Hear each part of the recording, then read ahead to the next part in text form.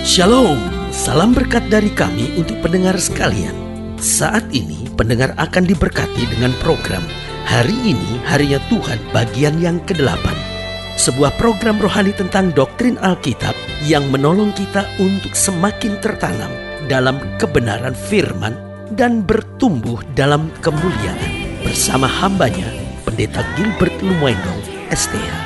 Banyak orang merasa doktrin Alkitab sebagai sesuatu yang membingungkan. Tetapi tahukah saudara bahwa doktrin Alkitab intinya adalah memahami Alkitab dengan benar, dengan pemahaman yang sistematis, sehingga kita terus dapat tertanam di dalam kebenaran firman, sehingga kita terus bertumbuh di dalam kemuliaan Allah.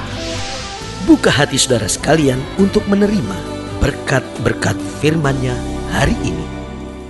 Salah satu cara Tuhan dalam menyampaikan maksud dan kehendak-Nya adalah melalui nubuatan. Itu bukan satu-satunya, ada banyak cara, tapi salah satunya adalah nubuatan. Ada banyak orang yang mungkin sangat mengerti tentang nubuat, karena di dalam gerejanya memang setiap minggu ada yang bernubuat, bahkan didorong untuk itu, ya kan. Tapi sementara ada gereja-gereja tertentu yang mungkin untuk pertama kalinya baru dengar kata nubuat hari ini.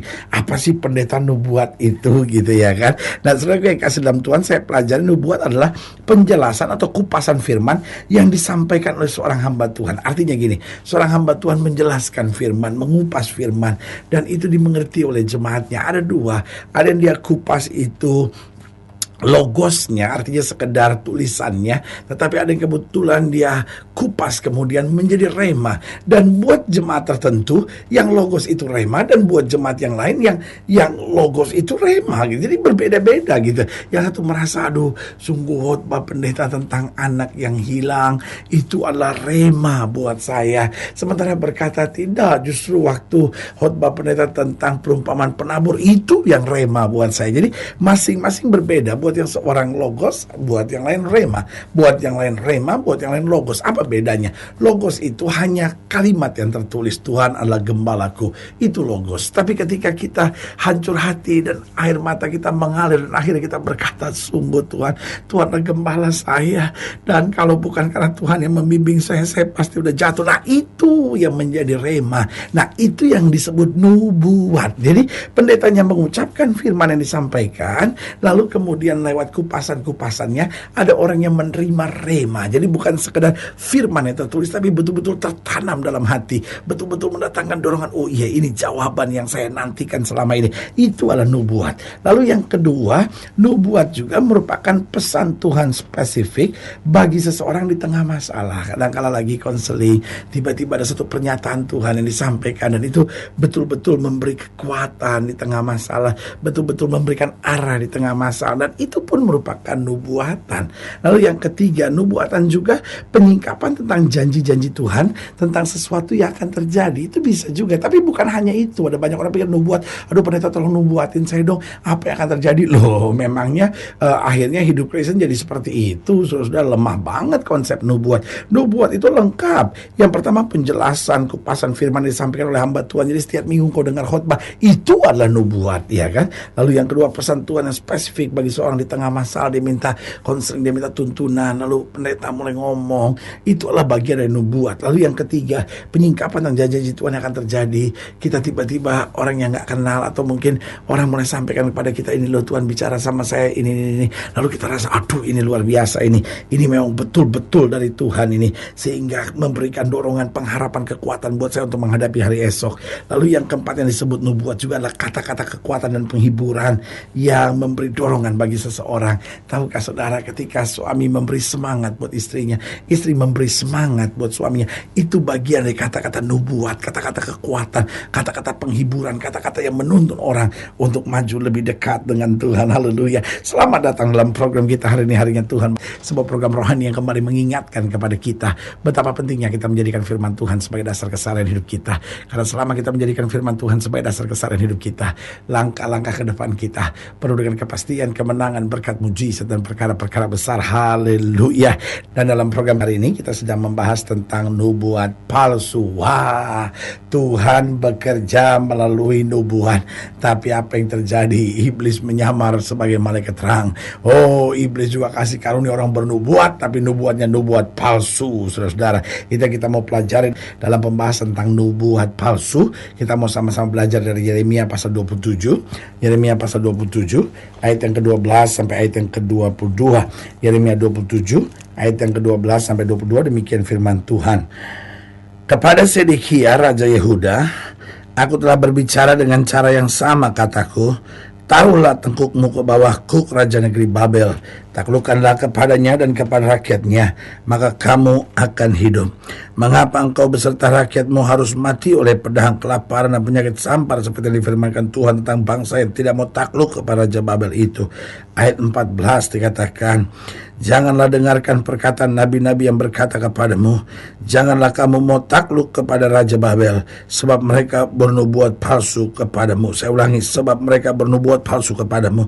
Sebab aku tidak mengutus mereka, demikian firman Tuhan, tetapi mereka bernubuat palsu demi namaku, sehingga kamu kucerai-beraikan dan menjadi binasa bersama-sama dengan nabi-nabi yang bernubuat kepadamu itu. Ayat 16, juga kepada imam-imam dan kepada seluruh rakyat itu aku berbicara, kataku, beginilah firman Tuhan, janganlah dengarkan perkataan nabi-nabimu yang bernubuat kepadamu. Sesungguhnya perkakas-perkakas rumah Tuhan tidak berapa lama lagi akan dibawa kembali dari Babel, sebab mereka bernubuat palsu kepadamu. Janganlah kamu mendengarkan mereka, taklukkanlah kepada raja Babel, maka kamu akan hidup. Mengapa kota ini harus menjadi runtuhan? Jika memang mereka itu nabi, dan jika ada firman Tuhan kepada mereka, baiklah mereka mendesak kepada Tuhan semesta alam, supaya perkakas-perkakas yang masih tinggal di dalam rumah Tuhan dan dalam istana Raja Yehuda dan di Yerusalem itu jangan diangkut ke Babel. Sebab begini firman Tuhan semesta alam tentang tiang-tiang bejana laut dan galang, tentang sisa perkakas-perkakas yang masih tinggal di kota ini, yang tidak diambil oleh Nebukadnezar Raja Babel ketika ia mengangkut Yekonya bin Yoyakim Raja Yehuda dalam pembuangan, beserta seluruh pemuka Yehuda dan Yerusalem dari Yerusalem ke Babel. Sungguh begini firman Tuhan semesta alam, Allah Israel, tentang perkakas-perkakas yang masih tinggal itu di rumah Tuhan dan di istana Raja Yehuda dan di Yerusalem, semuanya akan diangkut ke Babel dan akan tinggal di sana sampai kepada hari aku memperhatikannya lagi. Demikianlah firman Tuhan, lalu membawanya kembali ke tempat itu. Jadi ayat yang ke-15 saya ulangi, sebab aku tidak mengutus mereka, demikian firman Tuhan, tapi mereka bernubuat palsu demi namaku, sehingga kamu kucerai-beraikan dan menjadi binasa bersama-sama dengan nabi-nabi yang bernubuat kepadamu itu. Saudaraku yang kasih dalam Tuhan, dengan tegas Alkitab menyatakan bahwa hamba-hamba Tuhan masih bernubuat, tetapi nubuat yang disampaikannya palsu. Nah, pertanyaannya, mengapa kok ada nubuat palsu? Yang pertama, karena ketidakmengertian tentang arti nubuat. Ada banyak orang yang pikir, pokoknya saya rasa sesuatu, saya ngomong itu nubuat. Hati-hati saudara-saudara, nubuat bukan apa yang saya rasa. Ada banyak orang berkata, oh saya rasa kamu ini, oh ini nubuat. Oh saudaraku, itu beda. Perasaan bisa salah, tapi nubuat yang disampaikan itu tidak pernah salah. Jadi saudaraku, ada banyak orang masuk dalam nubuat palsu. Kenapa? Ketidakmengertiannya tentang nubuat, sehingga ada orang yang berpikir bahwa setiap orang harus bernubuat, sehingga tidak sedikit orang datang ke gereja, temuin pendeta-pendeta, tolong nubuatin saya dong. Aduh saudara, kadangkala itu bukan nubuat, itu lu buat-buat, ya kan? Saudaraku yang kasih dalam Tuhan, jadi ingat ya, bahwa kita sebagai orang percaya harus bebas dari nubuatan palsu. Mengapa ada nubuatan palsu? Karena ketidakmengertiannya tentang arti nubuat. Dia pikir pokoknya nyampein sesuatu itulah nubuat, tetapi nubuat itu sesuatu yang saya terima dari Tuhan, saya bagikan, saya sampaikan, dan semua orang yang mendapatkannya akan diberkati. Jadi ingat ya, mengapa ada nubuat palsu? Karena tidak mengerti tentang arti nubuat. Yang kedua, karena ingin terlihat hebat. Oh, ini yang jahat, saudara-saudara. Setiap orang kan punya karunianya sendiri.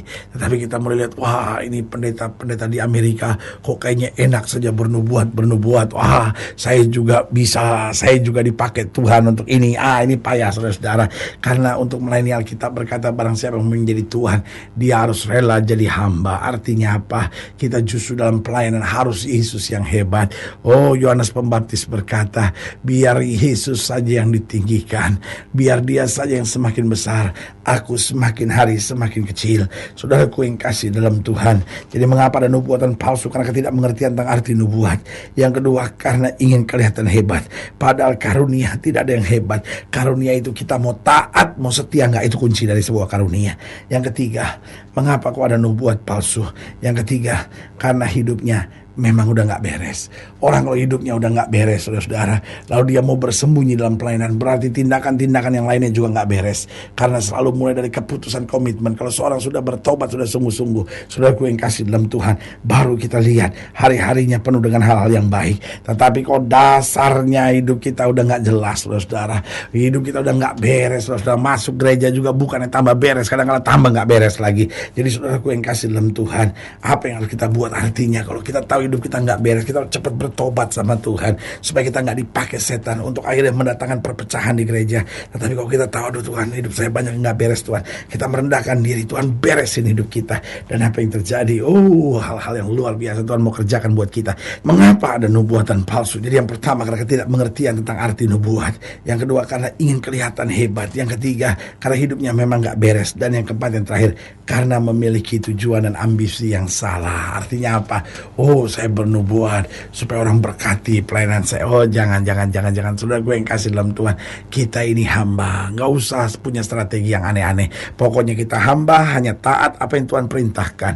Maka apa yang terjadi?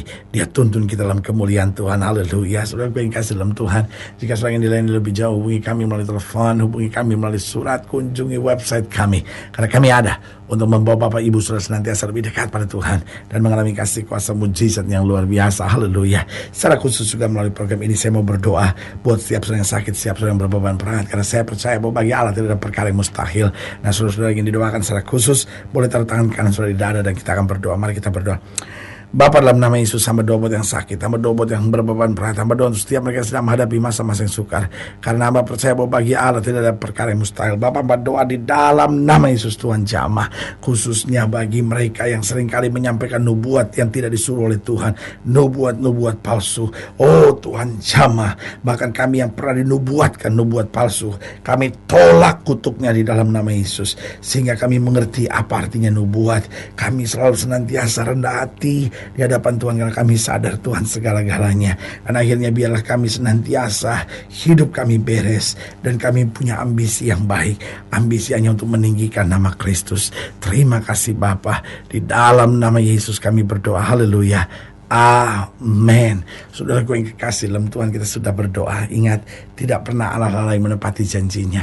Inilah saatnya buat kita untuk bangkit, bersemangat, bersukacita dalam menghadapi segala perkara. Karena kita tahu Yesuslah kekuatan kita, sumber damai sejahtera dalam kita yang tidak akan pernah mengecewakan kita. Haleluya.